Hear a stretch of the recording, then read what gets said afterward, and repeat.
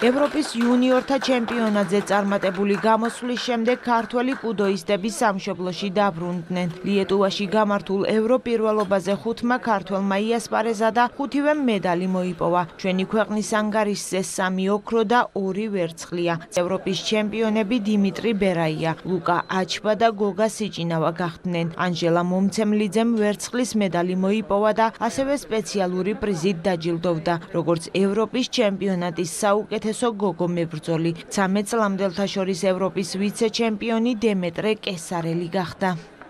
ევროპის ჩემპიონატზე 16 წლამდე ასაკში ავიღე პირველი ადგილი. რთული მეტოქეები ყავდა, მაგრამ ჩემი შრომით შევძელი გამარჯვება და ძალიან დიდ მადლობას ვუხდი კუდოს ფედერაციას, ირაკლი პაპავას ჩემოსწავლებას და ასევე დავით ყოლბაიას. ევროპის ჩემპიონატზე 16 წლამდელებში ავიღე ოქროს медალი და დავიკავო პირველი ადგილი. 16 წლამდელთა შორის მე გავხდი ევროპის ჩემპიონი. ეს იყო ჩემთვის უკვე მეორე ოქრო ევროპის ჩემპიონატზე. და მადლობა ღმერთს მაგების. ევროპის ჩემპიონატზე დავიკავე მეორე ადგილი.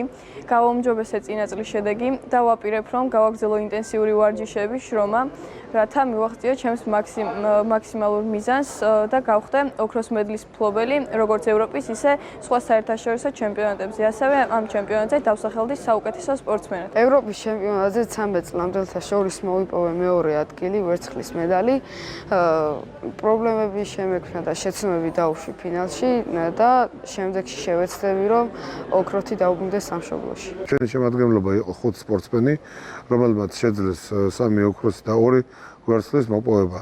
ჩვენ ყოფილი ვართ ამ შედეგით, მაგრამ კიდე გვაქვს ბევრი სამუშაო. სპორტსმენებმა წარმატებით იასპარეზეს, 5-ვე საპრიზო ადგილი დავიკავეთ. ანჟელა მონცელიძე, რომელიც გახლავთ რაჭის კუდოს წარმომადგენელი, სპეციალური პრიზი დაიმსახურა საუკეთესო მებრძოლი გოგოს.